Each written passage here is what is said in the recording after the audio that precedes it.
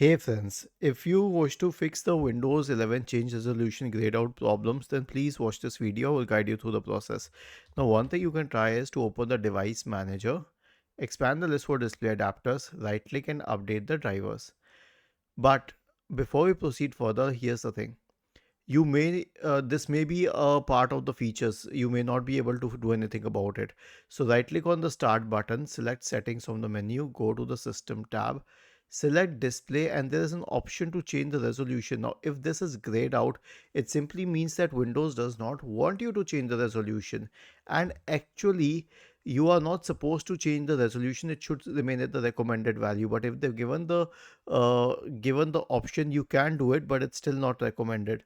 So in some computers, the option is not given at all. Was this helpful? If yes, then please subscribe to the channel.